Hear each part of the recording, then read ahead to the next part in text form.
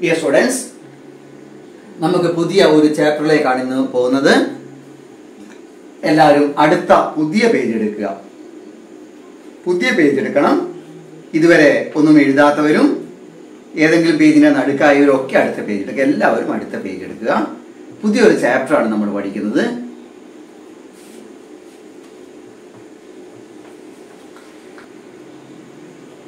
നമുക്ക് chapter board അറിയാലോ.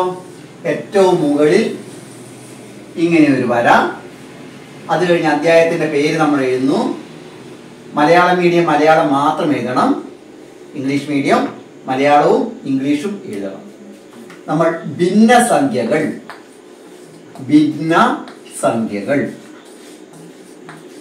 ഇംഗ്ലീഷിൽ പറഞ്ഞാൽ ഫ്രാക്ഷൻസ്, അതാണ് ഈ പാഠം. ഭിന്നസംഖ്യകൾ അഥവാ ഫ്രാക്ഷൻസ്. അപ്പോൾ ആദ്യം നമുക്ക് എന്താണ് ഈ ഭിന്നസംഖ്യകൾ, ഫ്രാക്ഷൻസ് എന്താണെന്ന് നോക്കാം. ഒരെണ്ണം ഞാൻ ബോർഡിൽ എഴുതാം. 3 എന്ന് എഴുതി, അടിയിൽ ഇങ്ങനെ ഒരു വര വരച്ചു, അതിന്റെ അടിയിൽ വേറെ ഒരു സംഖ്യ എഴുതി. അപ്പോൾ ഇവിടെ മുകളിൽ ഒരു സംഖ്യയുണ്ട്, ഇവിടെ ഒരു വരയുണ്ട്, താഴെ ഒരു സംഖ്യ. മിക്കവാറും നിങ്ങൾ ഈ സംഖ്യ ഇതിനു മുമ്പ് പരിചയപ്പെട്ടിട്ടുണ്ടാവും. ഇതാണ് ഭിന്നസംഖ്യ. ഇതിൽ മുകളിൽ എഴുതുന്നതിന് അംശം എന്ന് പറയും. അടിയിലൊരു വര ഇങ്ങനെ ഉണ്ടാവും, താഴെ എഴുതുന്നതിന് ഛേദം എന്ന് പറയും. അംശത്തിന് ഇംഗ്ലീഷ് മീഡിയം കുട്ടികൾ ന്യൂമറേറ്റർ എന്നും,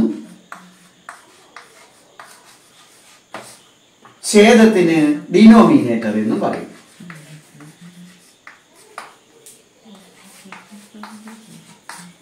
ഓക്കെ, അപ്പോൾ ഒരു ഭിന്നസംഖ്യ എന്താണെന്ന് ഇനി നമുക്ക് പറയാം. അംശവും ഛേദവും ഉള്ള സംഖ്യകളാണ് ഭിന്നസംഖ്യകൾ. അപ്പൊ ഇത് പറഞ്ഞ എല്ലാവരും ഓക്കെ പറഞ്ഞു നോക്കി. അംശവും ഛേദവും ഉള്ള സംഖ്യകളാണ് ഭിന്നസംഖ്യകൾ. കണ്ണടച്ച് ഒന്നുറക്കെ പറഞ്ഞു നോക്കി.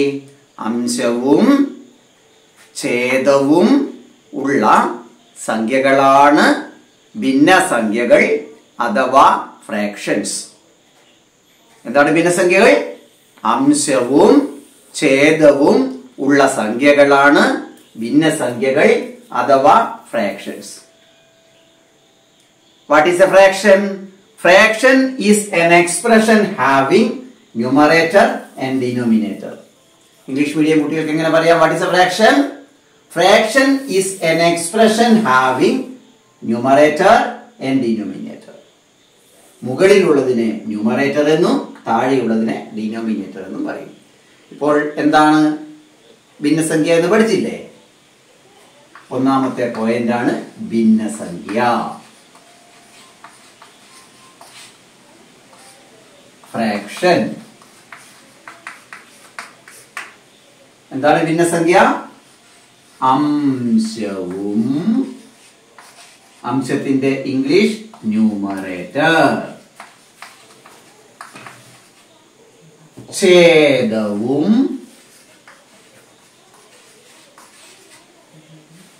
ഡിനോമിനേറ്റർ. ഇംഗ്ലീഷ് മീഡിയം കുട്ടികൾ മാത്രമേ ഇംഗ്ലീഷ് വാക്ക് എഴുതുള്ളൂ കേട്ടോ. അംശവും ഛേദവും ഉള്ള സംഖ്യകളാണ്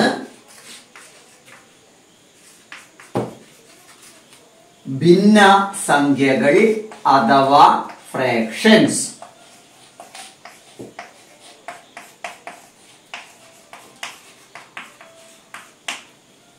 നോട്ടിൽ വൃത്തിയായി എഴുതണം കേട്ടോ. എന്താണ് ഭിന്നസംഖ്യ? അംശവും ഛേദവും ഉള്ള സംഖ്യകളാണ് ഭിന്നസംഖ്യകൾ. ഇത് എഴുതിയെടുക്കണം. ഉദാഹരണം 3/5. ഇത് ഇംഗ്ലീഷുകാരുടെ രീതിയാണ്. എന്നാൽ നമ്മൾ മലയാളികളും ഇങ്ങനെ തന്നെയാണ് പറഞ്ഞു ശീലിച്ചിട്ടുള്ളത്, 3/5. അപ്പോൾ ഇത് ഒന്ന് വായിച്ചു നോക്കിയേ, എന്തായിരിക്കും?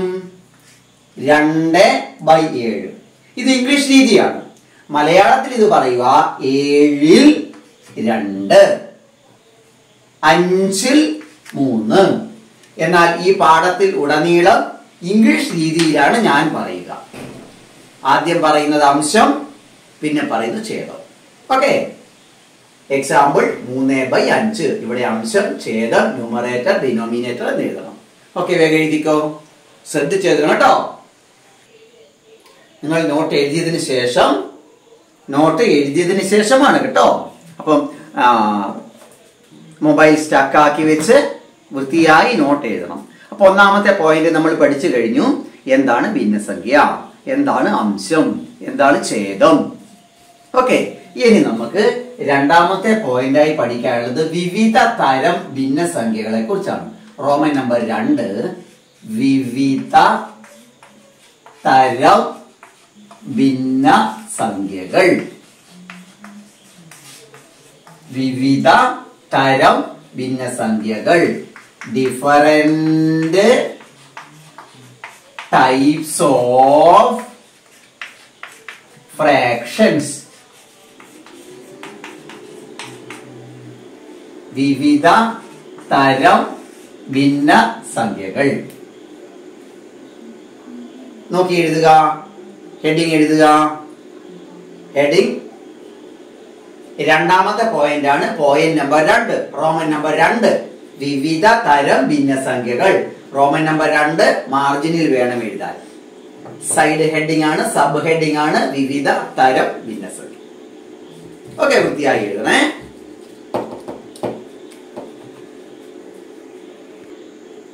നാല് തരത്തിലുള്ള ഭിന്നസംഖ്യകൾ ഉണ്ട്. ഭിന്നസംഖ്യകൾ എത്ര വിധമുണ്ട്? 4 തരത്തിലുള്ള ഭിന്നസംഖ്യകൾ ഉണ്ട്. അതിൽ ഒന്നാമത്തെ തരം സാധാരണ ഭിന്നം.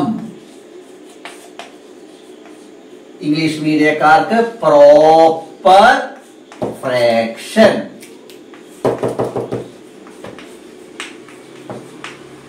ഒന്നാമത്തെ തരം സാധാരണ ഭിന്നം അഥവാ പ്രോപ്പർ ഫ്രാക്ഷൻ. രണ്ടാമത്തെ തരം വിഷമ ഭിന്നം, ഇംപ്രോപ്പർ ഫ്രാക്ഷൻ.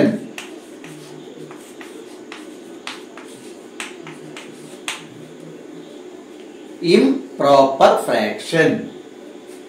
3, ഒന്നിന് സമാനമായ ഭിന്നം. ഒന്നിന് സമാനമായ ഭിന്നം, ഈക്വലന്റ് ഫ്രാക്ഷൻ.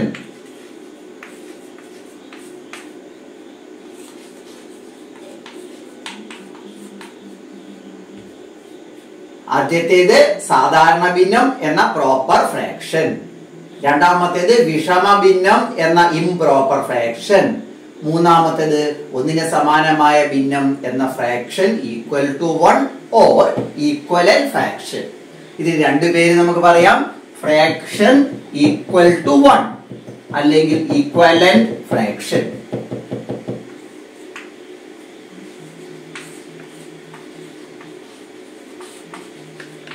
നാലാമത്തെ തരം മിശ്ര ഭിന്നം എന്ന മിക്സഡ് ഫ്രാക്ഷൻ.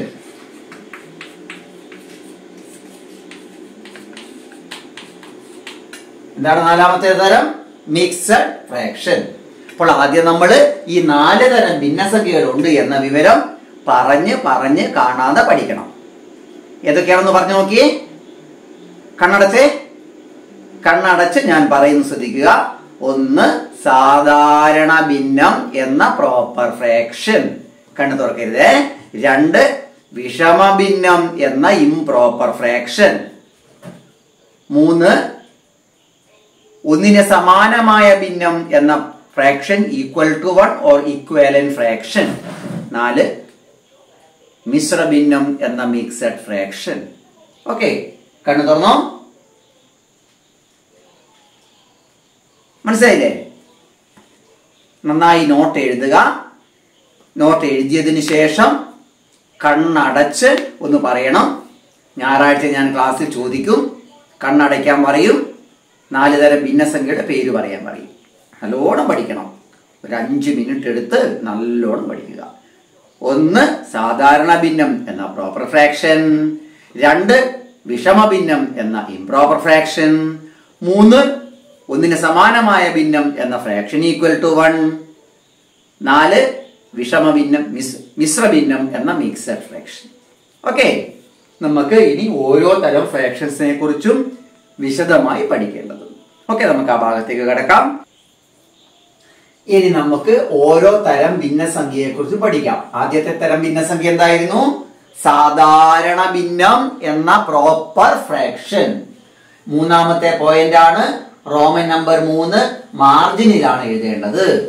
ആരും പേജിൽ കൊണ്ടുപോയി എഴുതരുത്, മാർജിനിൽ എഴുതണം. സാധാരണ ഭിന്നം എന്ന പ്രോപ്പർ ഫ്രാക്ഷൻ. ഒരെണ്ണം ഞാൻ പറയാം. നമ്മൾ ആദ്യമായി പഠിച്ച ഭിന്നം നോക്കുക. 3/5. ഇവിടെ അംശമാണോ ഛേദമാണോ വലുത്? ഒരു ഭിന്നസംഖ്യയുടെ അംശം നമുക്ക് അംശത്തിൽ പിടിച്ച് പറയാം. അംശം ചെറുതാണെങ്കിൽ, ഒരു സാധാരണ ഭിന്നസംഖ്യയുടെ അംശം ചെറുതായിരിക്കും. അപ്പോൾ ഛേദം വലുതാണെന്ന് പറയേണ്ട ആവശ്യമുണ്ടോ? ഒന്നോർത്താ പോരെ. അപ്പോൾ എന്താണ് സാധാരണ ഭിന്നം? ഒരു ഭിന്നസംഖ്യയുടെ അംശം ഛേദത്തെക്കാൾ ചെറുതാണെങ്കിൽ അത് സാധാരണ ഭിന്നമാണ്. അത് പ്രോപ്പർ ഫ്രാക്ഷൻ ആണ്. ഓക്കെ, അപ്പോൾ എന്താണ് സാധാരണ ഭിന്നം? ഒരു ഭിന്നസംഖ്യയുടെ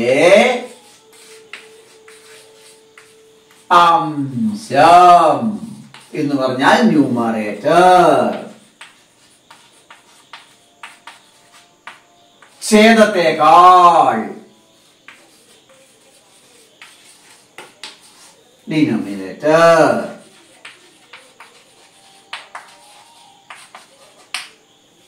ചെറുതാണെങ്കിൽ, ചെറുത് സ്മോൾ ആണെങ്കിൽ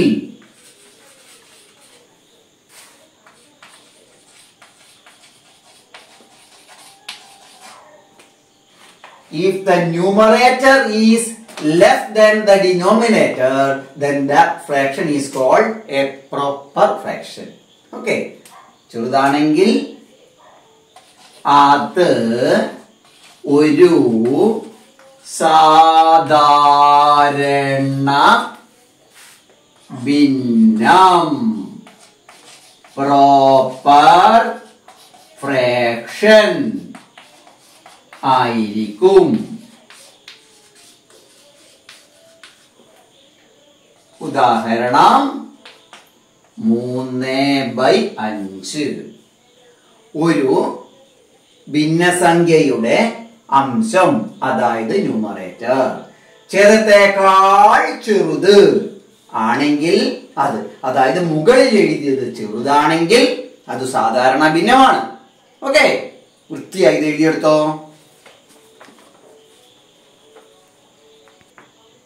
ഒരു സാധാരണ ഭിന്നം എന്താണെന്ന് മനസ്സിലായില്ലേ? എന്താ സാധാരണ ഭിന്നം? അംശം ചെറുത്. ഏതിനേക്കാൾ ചെറുത്? ഛേദത്തിനേക്കാൾ ചെറുത്. ഉദാഹരണം 8/10. ഇവിടെ അംശമാണോ ഛേദമാണോ ചെറുത്? അംശമാണ് ചെറുത്. അതുകൊണ്ട് ഇത് സാധാരണ ഭിന്നമാണ്. ഓക്കെ, എന്താണ് സാധാരണ ഭിന്നം? മുകളിൽ എഴുതുന്ന ചെറുത്. ഇപ്പോൾ ഇതിന്റെ അർത്ഥം നോക്കുക. ഒരു സാധനത്തിനെ 10 കഷണമാക്കിയതിന് ശേഷം 8 കഷണം എടുക്കണം. ഒരു സാധനത്തിനെയല്ലേ നമ്മൾ മുറിക്കുന്നത്, അല്ലേ? അതിൽ 8 ഭാഗം എടുത്താൽ ഒരെണ്ണം പൂർണ്ണമാകുന്നുണ്ടോ? ഇല്ലല്ലോ. അപ്പൊ നമ്മൾ ഓർക്കണം, ഒരു സാധാരണ ഭിന്നസംഖ്യക്ക് ഒരിക്കലും വില 1 അതിന് മുകളിലേക്ക് പോവുകയില്ല. 10 കഷണമാക്കിയാൽ 10ൽ കൂടുതൽ എടുക്കാൻ പറ്റില്ല. 10 എടുക്കാൻ പറ്റുള്ളൂ. അപ്പൊ കഷ്ണം ചെറുതാണെങ്കിലോ ഒരെണ്ണം പൂർണ്ണമായി എടുക്കാൻ നമുക്ക് കഴിയില്ല. എന്ന് പറഞ്ഞാൽ ഒരു സാധാരണ ഭിന്നസംഖ്യയുടെ വില എപ്പോഴും 1ൽ കുറവായിരിക്കും. നല്ലോണം ഓർക്കണം, ഒരു സാധാരണ ഭിന്നസംഖ്യയുടെ വില എന്തായിരിക്കും? എപ്പോഴും 1ൽ കുറവായിരിക്കും. ഒരു സാധാരണ ഭിന്നത്തിന്റെ വില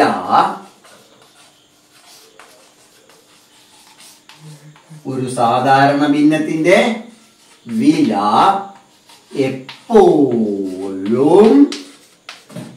1ൽ കുറവായിരിക്കും. ഒരു സാധാരണ ഭിന്നത്തിന്റെ വില എപ്പോഴും ഒന്നിൽ കുറവായിരിക്കും. ഇത്രയും കാര്യങ്ങൾ സാധാരണ ഭിന്നത്തിൽ നമുക്ക് പഠിക്കണം. ഇനി നമുക്ക് വിഷമഭിന്നം എന്ന ഇംപ്രോപ്പർ ഫ്രാക്ഷനിലേക്ക് പോകാം. ഓക്കെ മക്കളെ, നമുക്ക് അടുത്ത ഭിന്നസംഖ്യാ രൂപത്തിലേക്ക് പോകാം. ഭിന്നസംഖ്യ 4 എന്ന് പറഞ്ഞു നോക്കി. സാധാരണ ഭിന്നം, വിഷമഭിന്നം, ഒന്നിന് സമാനമായ ഭിന്നം, മിശ്രഭിന്നം. ഇതിൽ സാധാരണ ഭിന്നത്തിനെ കുറിച്ച് നമ്മൾ പഠിച്ചു. അംശം ചെറുതായിരിക്കണം, വില ഒന്നിൽ കുറവായിരിക്കും.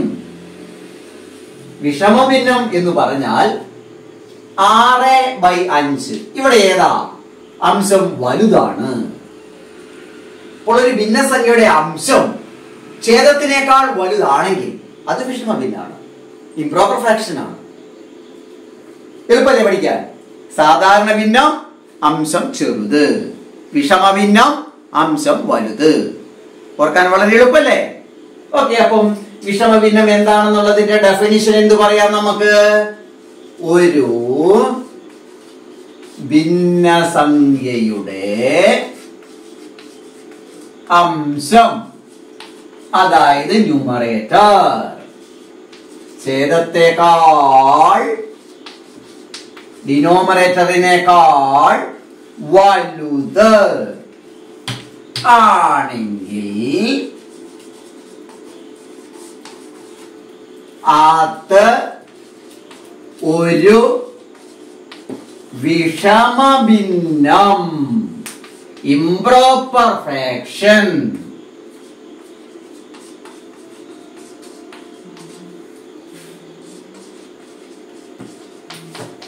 ആയിരിക്കും.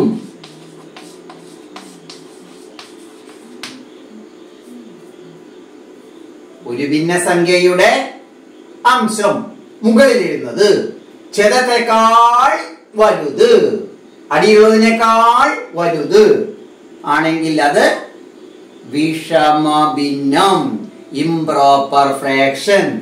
ഇനി പ്രോപ്പർ ഫ്രാക്ഷന്റെ വില നമ്മൾ എന്താ പറഞ്ഞത്? ഒന്നിൽ കൂടുതൽ. ഒരു സാധനത്തിനെ 5 കഷ്ണമാക്കി, അതേപോലെയുള്ള 6 കഷ്ണം എടുക്കാൻ പറ്റുമോ? 5 എടുക്കുമ്പോ തന്നെ ഒന്നായില്ലേ? അതുകൊണ്ടാണ് ഇത് വിഷമഭിന്നം. മനസ്സിലാക്കാൻ വിഷമം. വിഷമഭിന്നം. വിഷമഭിന്നത്തിന്റെ വില എപ്പോഴും ഒന്നിൽ കൂടുതലായിരിക്കും. ഒരു വിഷമഭിന്നത്തിന്റെ വില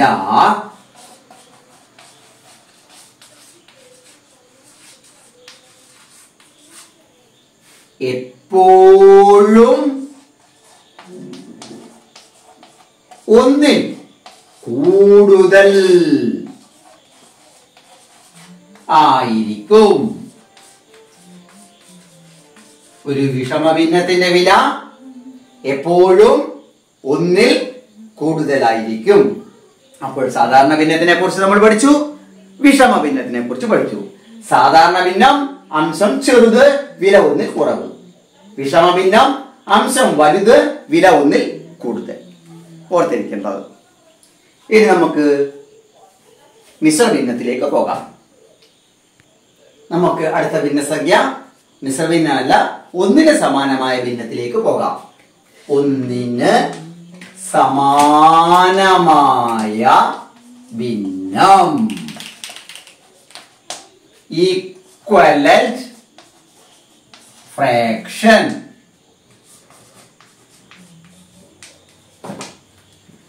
ഒന്നിന് സമാനം എന്ന് പറയുമ്പോൾ നമുക്കറിയാം അംശവും ഛേദവും തുല്യമായിരിക്കണം. ഒരു സാധനത്തിനെ 5 കഷ്ണമാക്കി 5 എടുത്തുകൊണ്ട് പോവുക, ഒരു സാധനത്തിനെ 10 കഷ്ണമാക്കി 10 എടുത്തുകൊണ്ട് പോവുക, ഒരു കഷ്ണത്തിനെ 100 കഷ്ണമാക്കിയാൽ 100 എടുത്തുകൊണ്ട് പോവുക. അപ്പൊ പൂർണ്ണമല്ലേ? അംശവും ഛേദവും തുല്യമായ ഭിന്നമാണ് ഒന്നിന് സമാനമായ ഭിന്നം അഥവാ ഈക്വലന്റ് ഫ്രാക്ഷൻ. ഒന്നിന് സമാനമായ ഭിന്നം അംശവും ഛേദവും തുല്യമാണ്, വില ഒന്നു തന്നെയാണ്. ഓക്കെ, അപ്പോൾ എന്താണ് ഒന്നിന് സമാനമായ ഭിന്നം? ഒരു സ്വന്തം പറഞ്ഞു നോക്കിയേ, ഭിന്നസംഖ്യയുടെ, പറഞ്ഞ എല്ലാവരും, ഒരു ഭിന്നസംഖ്യയുടെ അംശവും ന്യൂമറേറ്ററും ഛേദവും ഡിനോമിനേറ്ററും ഒരേ സംഖ്യ തന്നെയാണെങ്കിൽ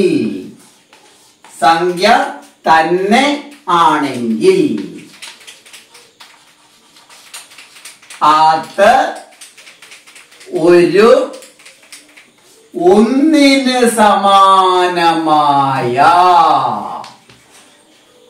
ഭിന്നം അഥവാ equivalent fraction or fraction equal to 1. Example 5/5. വില എന്തായിരിക്കും? സ്വന്തമായി എഴുതിക്കൂടെ? ഞാൻ എഴുതുന്നില്ല, നിങ്ങളുടെ ബുദ്ധി ഉപയോഗിച്ച് എഴുതിയേ. എങ്ങനെ എഴുതാം? സാധാരണ ഭിന്നത്തിന് നമ്മൾ എന്ത് എഴുതി?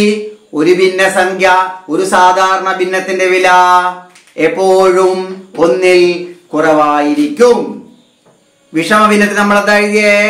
ഒരു ഭിന്നസംഖ്യയുടെ, അതെ, സാധാരണ ഒരു വിഷമ ഭിന്നത്തിന്റെ വില എപ്പോഴും 1ൽ കൂടുതലായിരിക്കും. ഒരു വിഷമ ഭിന്നത്തിന്റെ വില എപ്പോഴും 1ൽ കൂടുതലായിരിക്കും. അങ്ങനെയാണെങ്കിൽ ഒന്നിന് സമാനമായ ഭിന്നത്തിനെ കുറിച്ച് നമുക്ക് എന്ത് പറയാം? ഒന്നിന് സമാനമായ ഭിന്നത്തിന്റെ വില എപ്പോഴും 1 തന്നെയായിരിക്കും. എന്താന്ന് പറഞ്ഞേ? ഒന്നിന് സമാനമായ ഭിന്നത്തിന്റെ വില എപ്പോഴും 1 തന്നെ ആയിരിക്കും. സ്വന്തമായി അതും കൂടി നോട്ട് എഴുതുക. ആറാമത്തെ പോയിന്റ്, മിശ്ര ഭിന്നം അഥവാ മിക്സഡ് ഫ്രാക്ഷൻ. ഒരു പൂർണ്ണസംഖ്യ 2, അടുത്ത ഒരു ഭിന്നസംഖ്യ 1/3. ഇവിടെ 2 അല്പം വലുതും 1/3 അല്പം ചെറുതുമായിരിക്കണം, അല്ലെങ്കിൽ 21 എന്ന് വായിച്ചു പോകും. ഓക്കെ, അല്പം 7 3/5. ഇപ്പോൾ നോക്കി, 7 കുറച്ച് വലുതല്ലേ? ഇത് വായിക്കേണ്ടത് 7 3/5, 2 1/3, 15 8/9, 6 3/10. ഇങ്ങനെ വേണം വായിക്കാൻ. ഇത് പൂർണ്ണസംഖ്യയാണ്, ഇത് ഭിന്നസംഖ്യയാണ്. അപ്പോൾ ഒരു പൂർണ്ണസംഖ്യയും ഒരു ഭിന്നസംഖ്യയും ചേർന്ന രൂപമാണ് മിശ്രഭിന്നം. അതിനകത്ത് ഒരു പൂർണ്ണസംഖ്യയുമുണ്ട്, ഒരു ഭിന്നസംഖ്യയുമുണ്ട്. അപ്പോൾ എന്താണ് മിശ്രഭിന്നം? ഒരു പൂർണ്ണസംഖ്യയും ഒരു നാച്ചുറൽ നമ്പറും കൂടെ ഒരു ഫ്രാക്ഷനും. A combination of a natural number and a fraction is called a mixed fraction. What is a mixed fraction? Combination of a whole number and a fraction is called a mixed fraction. മിശ്രഭിന്നം. അപ്പോൾ എന്താണ് ഒരു മിശ്രഭിന്നം? ഒരു പൂർണ്ണസംഖ്യയും ഒരു ഭിന്നസംഖ്യയും ചേർന്ന രൂപമാണ് മിശ്രഭിന്നം. ഒരു പൂർണ്ണസംഖ്യ, ഒരു പൂർണ്ണസംഖ്യയും ഒരു ഭിന്നസംഖ്യയും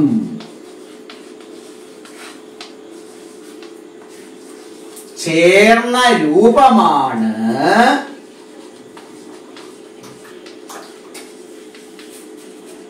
മിശ്രഭിന്നം അഥവാ മിക്സഡ് ഫ്രാക്ഷൻ.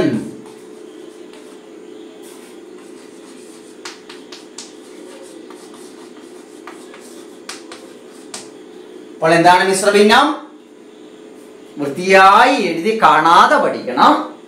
ഒരു പൂർണ്ണസംഖ്യയും ഒരു ഭിന്നസംഖ്യയും ചേർന്നതാണ് മിശ്രഭിന്നം. ഉദാഹരണം 7 5/6. ഇത് ഒരു മിശ്രഭിന്നമാണ്. ഓർക്കണം, 7 അല്പം വലുതായിരിക്കണം, ഭിന്നസംഖ്യ അത്രയും വലുതാകരുത്. ഓക്കെ, അപ്പോൾ ഒരു പൂർണ്ണസംഖ്യ നിർബന്ധമാണല്ലോ. അതുകൊണ്ട് എപ്പോഴും ഇതിന്റെ വില 1ൽ കൂടുതലായിരിക്കും. ഏതൊരു മിശ്രഭിന്നത്തിന്റെയും വില 1ൽ കൂടുതലായിരിക്കും. അപ്പോൾ ഇനി താഴെ എന്താണ് എഴുതേണ്ടത്? സ്വന്തമായി എഴുതണം. ഞാൻ ബോർഡിൽ എഴുതുന്നില്ല, നിങ്ങൾ ബുദ്ധി ഉപയോഗിച്ച് എഴുതണം. എന്താണ് എഴുതേണ്ടത്? ഒരു മിശ്രഭിന്നത്തിന്റെ വില എപ്പോഴും ഒന്നിൽ കൂടുതലായിരിക്കും. ഓക്കെ, ഭിന്നസംഖ്യ എന്ന അധ്യായത്തിന്റെ ഒന്നാമത്തെ ക്ലാസ് ഇവിടെ തീരുകയാണ്. വളരെ നന്നായി നോട്ട് എഴുതി വൃത്തിയായി 2-3 തവണ വായിച്ച് പഠിക്കണം. ഈ അധ്യായം 6 ക്ലാസ് കൊണ്ടാണ് തീരുക. അതിൽ ഒന്നാമത്തെ ക്ലാസ് ആണ് ഇപ്പൊ തീരാൻ പോകുന്നത്. Okay, thank you.